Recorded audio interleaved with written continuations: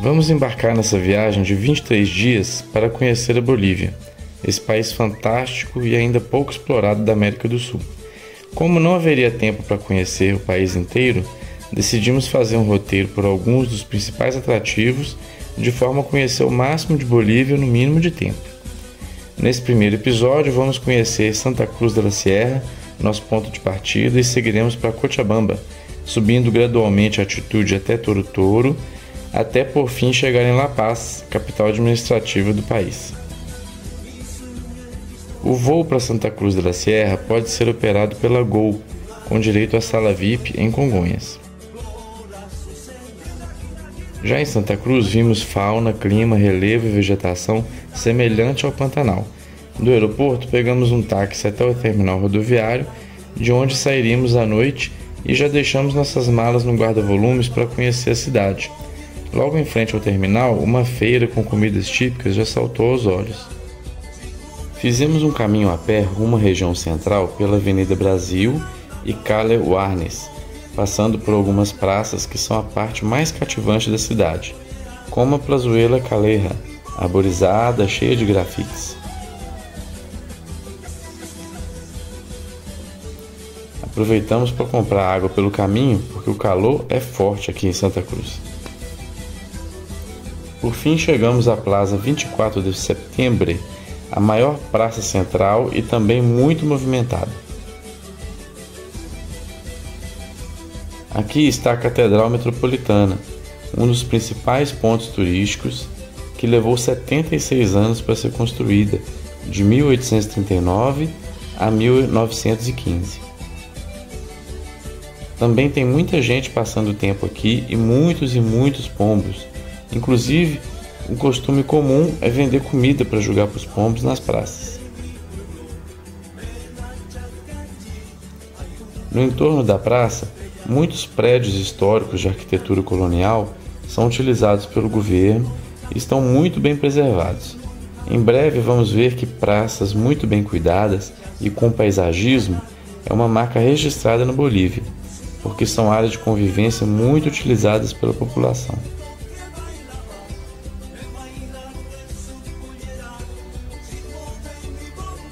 Dali voltamos à feira para mais alguns registros e por terminal rodoviário para comprar nossa passagem para Cochabamba. Nos impressionou ver como os homens não carregam nada e as mulheres carregam tudo nas costas. Também achamos curioso o jeito de vender passagens, olha só.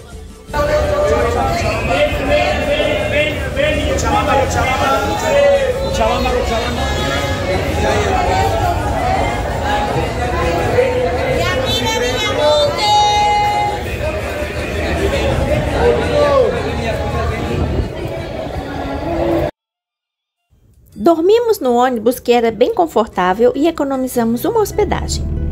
Acordamos com um belo nascer do sol já chegando em Cochabamba. Nesse percurso, já subimos de uma elevação de 400 metros para 2.570 metros. Depois de encontrar com amigos que moram aqui, nossa primeira parada foi o Cristo de la Concórdia.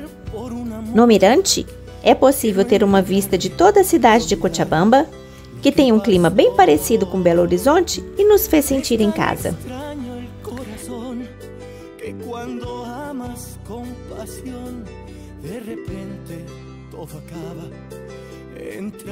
A estátua é bem maior que o Cristo Redentor do Rio de Janeiro, com 38 metros de altura.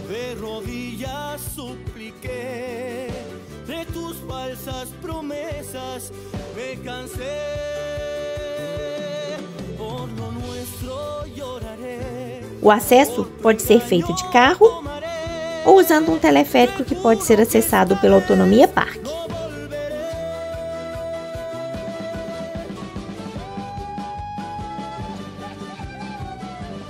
Esse parque é uma praça super bem preservada no coração da cidade, com muitos brinquedos infantis e paisagismo bem feito por todo lado. Saindo dali, passamos no letreiro da cidade para umas fotos e seguimos pela cidade para ver construções interessantes como o complexo rodoviário, a Praça das Bandeiras, que seria nosso destino novamente mais tarde, e o Paseo El Prado, uma avenida com Lago Canteiro Central para caminhada e lugar muito bonito para passear durante o dia. Por fim, chegamos na Praça 14 de Setembro, lugar onde está a Catedral Metropolitana, cuja construção se iniciou por cerca do ano 1600. Maravilhosamente ornamentada, ocupa toda uma lateral da praça. O Palácio do Governo de Cochabamba também está nessa praça. Nosso plano dali era almoçar no Punto de Encuentro, mas como estava muito cheio, seguimos para La Cabana del Cazador para comer a melhor refeição da nossa viagem, um pique-macho gigante. Esse restaurante fica em Cocapirrua, município vizinho, onde estava acontecendo uma incrível festa de rua. Semelhante ao nosso carnaval, vários grupos percorrem fantasiados pela avenida. Tinham cholitas, vampiros, Turma do Chaves e Chapolin, palhaços assassinos, super-heróis, caixas de fósforo, soldados romanos, o bloco do Covid e Alice no País das Maravilhas. Foi uma tarde muito divertida.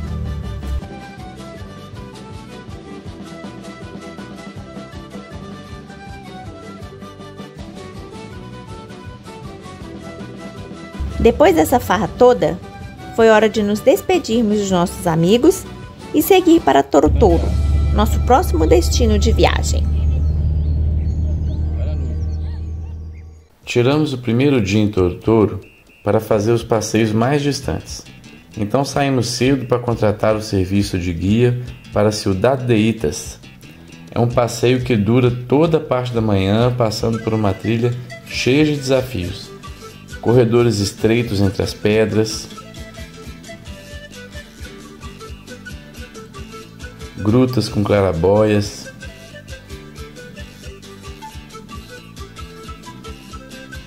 escadarias de pedra, paredes de pedra escaláveis, formações rochosas magníficas, mais escadarias de pedra e outros obstáculos naturais.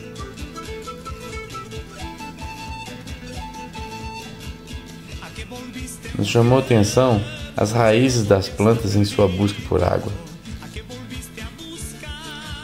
Micro-organismo de coloração dourada com a luz do sol.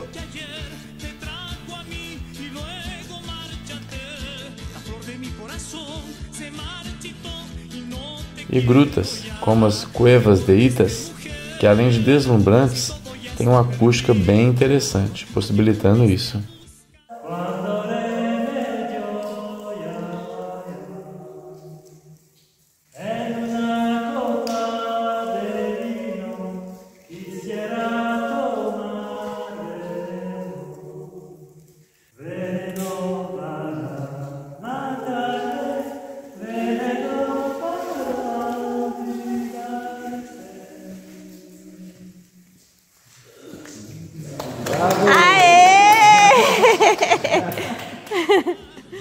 Seguimos pela trilha curtindo mais formações rochosas e passamos pelo pequeno cânion de Itas, uma erosão que era usada por ladrões de gado para esconder vacas, e elas eram levadas depois por uma passagem bem estreita do outro lado.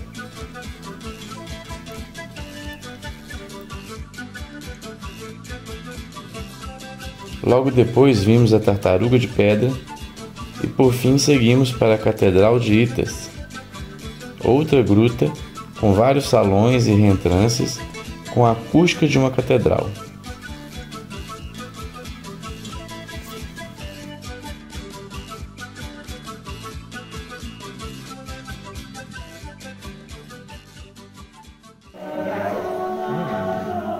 Nossa, ficou muito legal!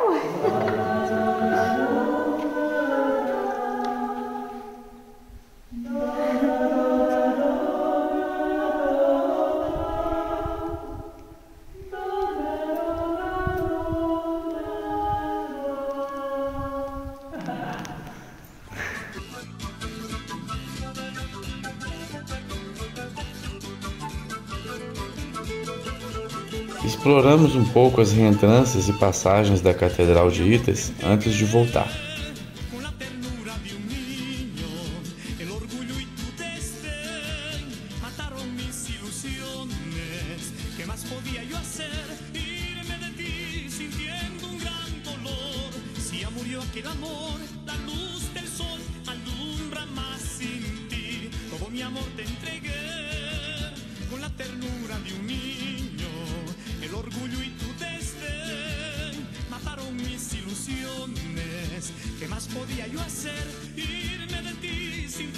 O caminho de volta é diferente da ida e passamos por algumas subidas desafiadoras e pela parte de cima das grutas que havíamos explorado.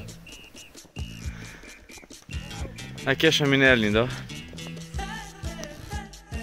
Depois disso, subimos de volta por outra trilha para voltarmos por onde o transporte tinha nos deixado.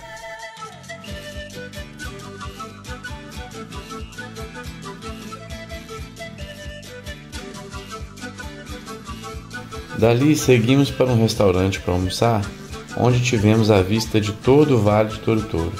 Formado pelo encontro de placas tectônicas, é possível ver como ambos os lados vêm se erguendo com o tempo e mostrando coisas que há muito estavam enterradas, como essas primeiras pegadas de dinossauro que encontramos.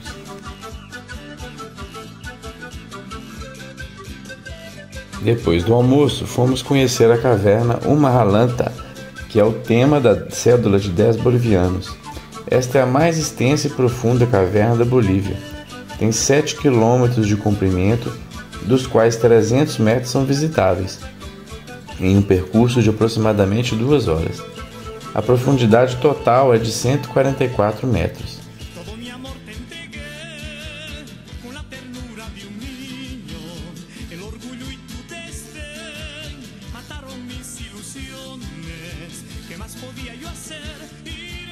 Depois de descer pela galeria da entrada, passamos todo o restante da tarde nos embreando por pedras escorregadias,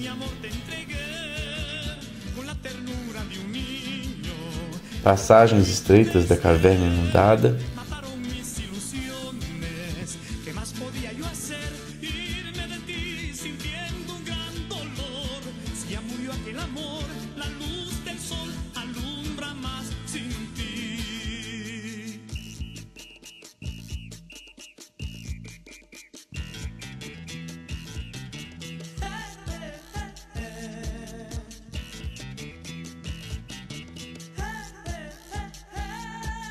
várias passagens com corda,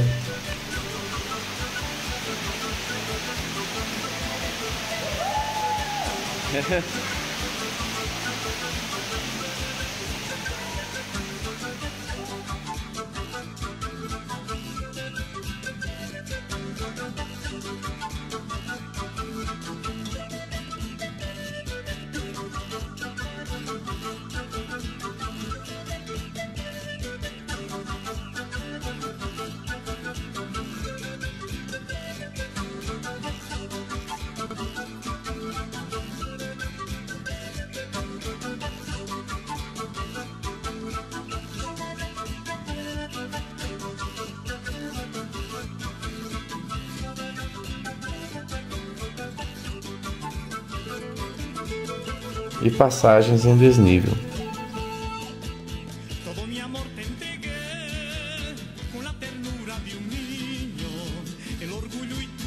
Ao longo do trajeto, vimos diversas galerias com formações de estalactites, algumas ainda em formação.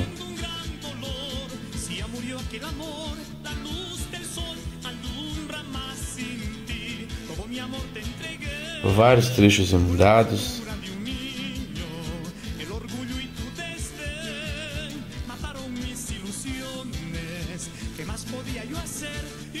alguns locais de difícil acesso e até lugares que dava para ficar entalado.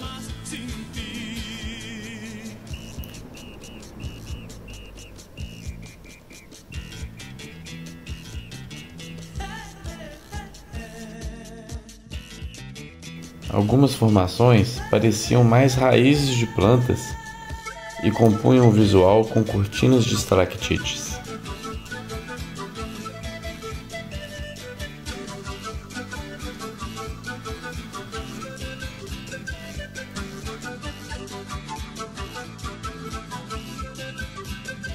Também vimos outros espeleotemas interessantes.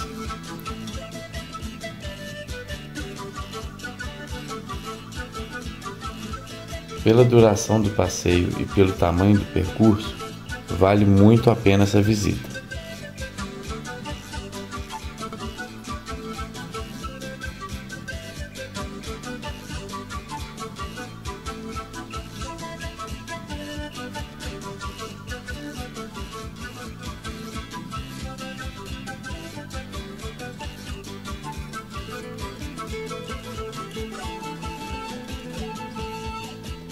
Todo mi amor te entregué con la ternura de un niño, el orgullo y tu desdén mataron mis ilusiones. ¿Qué más podía yo hacer? Irme de ti sintiendo un gran dolor. Si ya murió aquel amor, la luz del sol alumbra más sin ti. Todo mi amor te entregué con la ternura de un niño, el orgullo y tu desdén mataron mis ilusiones. ¿Qué más podía yo hacer? Agora, um dos principais espeleotemas que encontramos: as estalactites em formação, os fungos no fundo da caverna, uma formação como um dedo humano muito intrigante, e esta outra que se chama La Virgem e El Niño. Já de volta à luz do dia, deu tempo de fazer uma amizade e apreciar a vista no caminho de volta até Torotoro.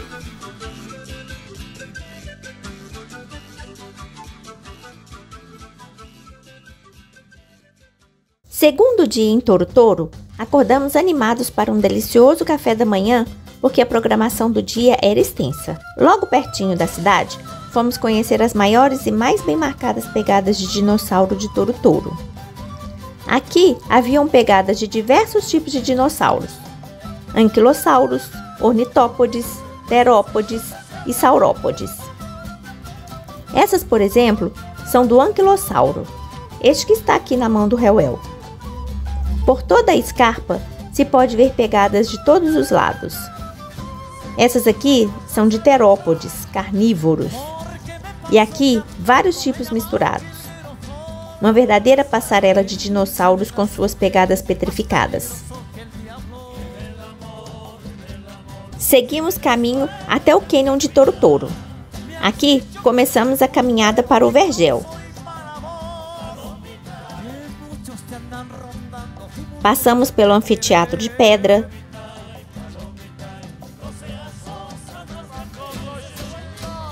a Ponte dos Namorados,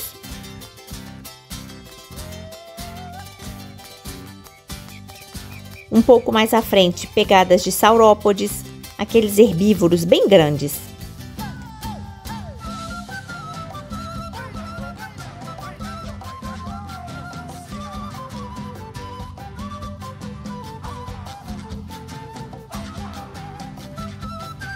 Atravessamos a ponte de pedra até chegar à vista do cânion de Torotoro.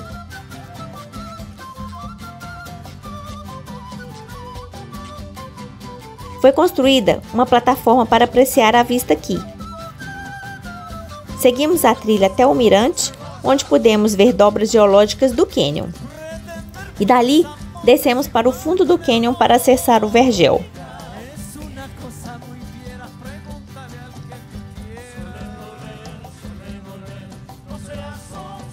Depois de quase meia hora de descida, acessamos o fundo do cânion.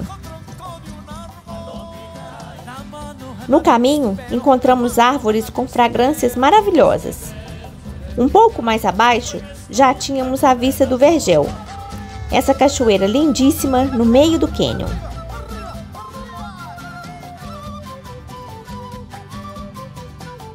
A água cristalina destoa das águas turvas do leito do rio.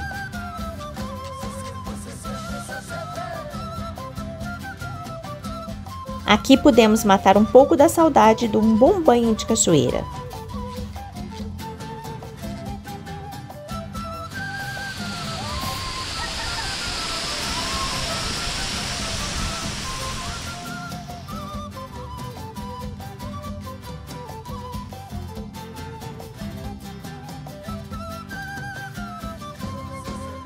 Na volta, fomos passando por dentro do cânion para conhecer outra atração. Fomos subindo pelas pedras, escolhendo os melhores caminhos e passagens. Como estávamos com sede de aventura, nem sempre escolhemos passar pelos caminhos mais fáceis.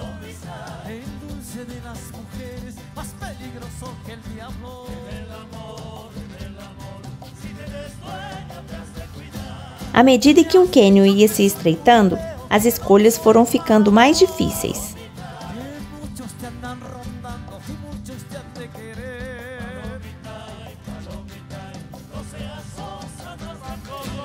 Como nessa travessia sobre a pedra, para não tirar a bota e passar pela água.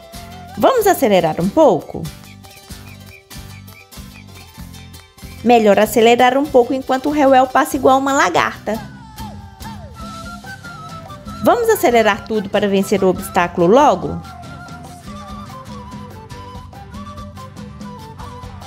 Pronto! Vamos seguir de bota mesmo rio acima. Enquanto isso, eu já tinha escolhido ir sem botas mesmo pela água.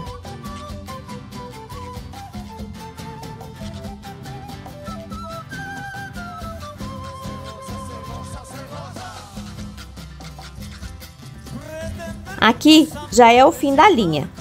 Hora de subir de novo o paredão para o nosso próximo atrativo.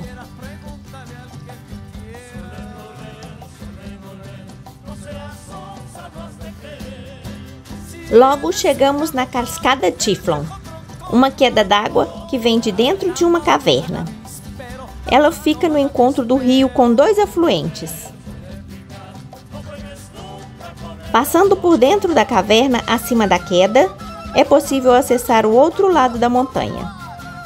Porém, decidimos voltar dali mesmo porque nossa colega não estava passando bem pelo calor. Felizmente, dava para se refrescar com a água que brotava das pedras pelo caminho. Vimos também inscrições em pedra enquanto andávamos pelo leito do rio. Já no finalzinho, vimos uma família de alpacas com um bebezinho que chamou muito a atenção.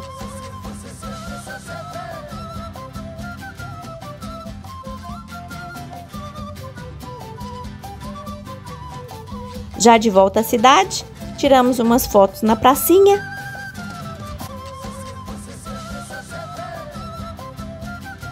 Despedimos do pessoal e seguimos para o Mercado Central para um jantar e descansar.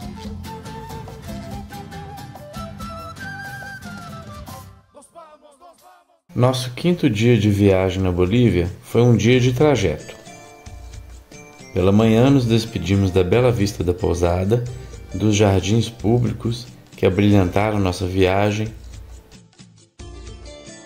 do povo simples e simpático interiorano, do Mercado Central, onde fizemos nossas principais refeições e onde também pegamos as vans para seguir de volta para Cochabamba. Como fizemos essa viagem de dia, então pudemos aproveitar toda a vista do trajeto. Já de volta a Cochabamba, onde pegaremos um ônibus para La Paz à noite, aproveitamos o restante do dia para dar mais uma volta. De onde a van nos deixou, seguimos para o terminal de ônibus para garantir nossos bilhetes para La Paz. De lá, seguimos até a Praça das Bandeiras e o passeio El Prado, um ótimo lugar para um passeio. A Praça das Bandeiras é a extremidade do passeio, onde muitas pessoas fazem sua caminhada tardinha.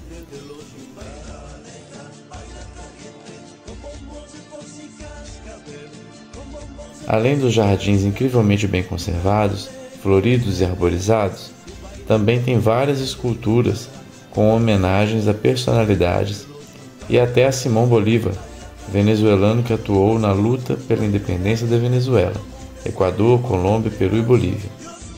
Depois de uma deliciosa pizza, seguimos de volta para o terminal de ônibus, passando pela Praça 14 de Setembro, que estava bem movimentada em plena quarta-feira à tarde. Dali seguimos para La Paz, no ônibus que levaria a noite toda para fazer o trajeto, mais uma hospedagem economizada. Sexto dia de viagem, finalmente chegamos a La Paz. Ficamos hospedados próximo à Praça Maior de São Francisco, o que recomendo muito. Acontecem muitos eventos gratuitos aqui e também tem muita variedade de comida e lanches baratos aqui. E também fica perto da estação teleférico Morado Obelisco, que seria o nosso ponto de partida para o nosso passeio de dia inteiro por toda a cidade no meio de transporte mais legal da Bolívia. O teleférico Morado, em Arusha, faz o trajeto da região central-sul até El Alto. De lá, temos a vista de toda a cidade de La Paz, além do Cerro Illimani, à direita, que é a segunda maior montanha da Bolívia, e cartão postal de La Paz, e do Huayna Potosí, também com mais de 6.000 metros de altitude. Em El Alto também está a feira, que é considerado o maior mercado a céu aberto do planeta. São mais de 10.000 barracas nos mais de 10 quilômetros de feira que vendem de peças de carro, aviamento, roupas, alimentos, medicamentos, animais, jogos e tudo mais que você imaginar.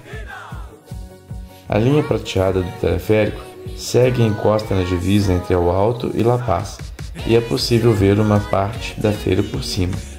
Depois de umas compras na feira, fomos ao mirante de El Alto, a 4.095 metros de altitude, para nos despedir da melhor vista de La Paz antes de mergulhar de novo na cidade. Agora era hora de descer para a linha vermelha para conhecer o famoso cemitério geral de La Paz. A entrada para quem vai de teleférico fica do lado oposto à entrada principal do cemitério, de 92.000 metros quadrados. Ele é todo dividido em ruas, sendo a maioria delas com prédios de gavetas mortuárias que são decoradas pelos familiares com itens que lembram o defunto.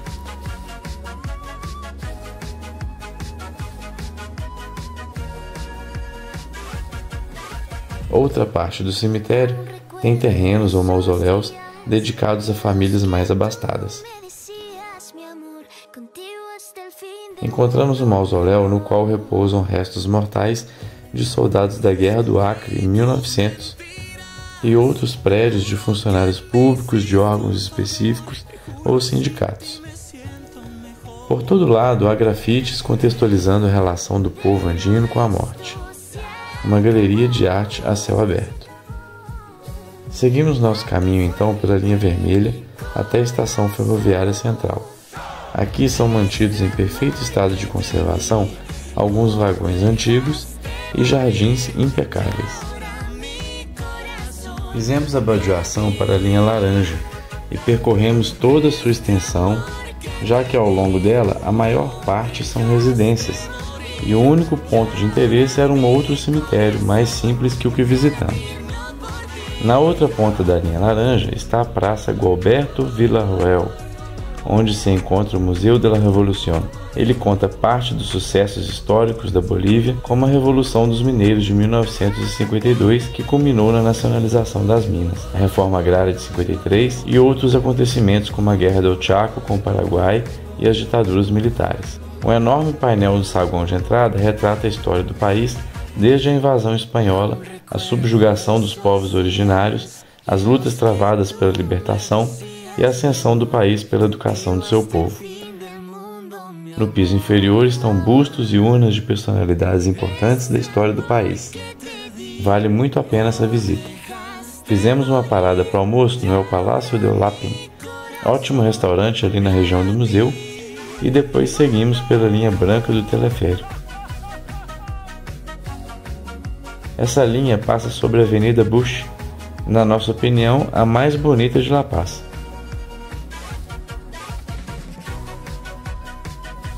Parece até que estamos em outra cidade nesse corredor.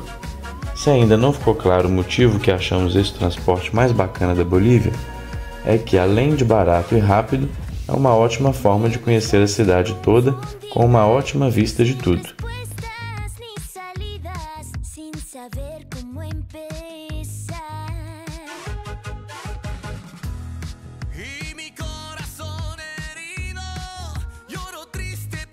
Seguimos por toda a linha branca, baldeamos para Celeste, passando pelas pontes treliçadas e por fim a amarela, até a estação Sopocati, onde está o Parque do Montículo. Esse parque não é só mais uma praça jardinada. Consideramos uma atração imperdível, porque tem uma vista fantástica da cidade.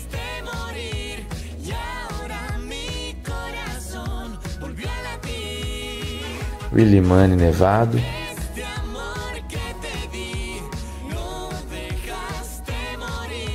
além de ser um ótimo lugar para morar ou simplesmente respirar um ar fresco nessa cidade tão tumultuada. As árvores esculpidas e a fonte de Netuno são destaque, bem como os enfeites por todos os lados quando visitamos.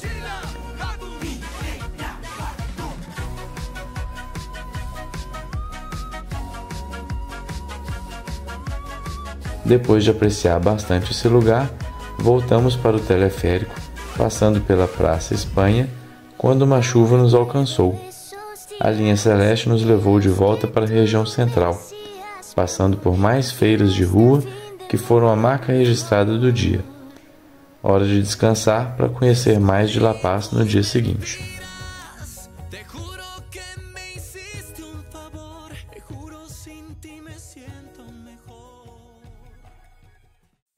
Sétimo dia de viagem. Esse dia fomos conhecer a região central de La Paz pelo chão e aproveitar para comprar algumas lembranças. Essa é a esquina da rua Sagarnaga com José Linares, onde há muitas lojas de souvenir. Pertinho dali está o chamado Mercado das Bruxas, na esquina da Santa Cruz com Melchor Jiménez. Aqui se vende toda a sorte de poções, medicamentos tradicionais indígenas, itens esotéricos e até fetos de animais que são comercializados para oferendas a Pachamama. É um ritual de reciprocidade em que oferendas são queimadas e enterradas para que se possa receber o que a terra oferece. Dali, demos uma circulada pelo centro, nas redondezas da Avenida Pérez Velasco, com seus criativos jardins, até a Calle Jaén, uma rua histórica que abriga alguns museus. Dentre eles está o Museu de Instrumentos Musicais. Este é um museu que vale muito a visita. Paga-se uma taxa simbólica pela oportunidade de percorrer as várias salas, onde estão inúmeras variações dos curiosos instrumentos de sopro bolivianos, variações incontáveis de instrumentos de corda e alguns instrumentos de percussão que também podíamos interagir.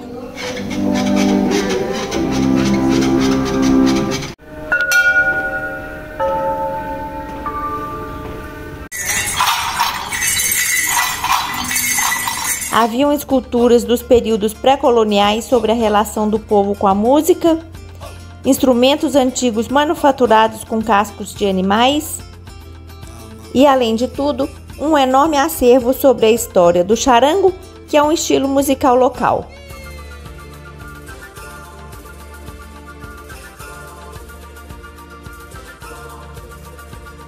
Aqui nessa mesma rua estão outros 4 museus que vão ajudar a compreender a história boliviana. O de metais preciosos, o costumbrista, o do litoral, que foi perdido para o Chile na Guerra do Pacífico, e a casa de Pedro Murilo.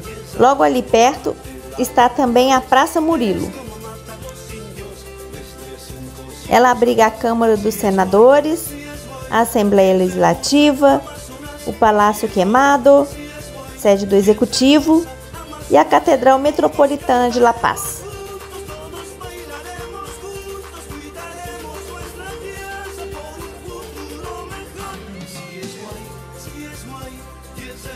Um grupo de pessoas de uma comunidade do interior veio para uma reunião na Assembleia e eu não descansei enquanto não consegui uma foto com eles.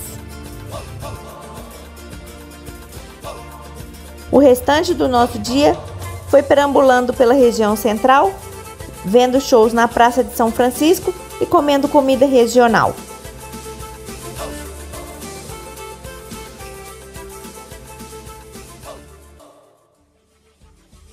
No próximo vídeo, vamos falar sobre o Titicaca, as montanhas nevadas próximas a La Paz,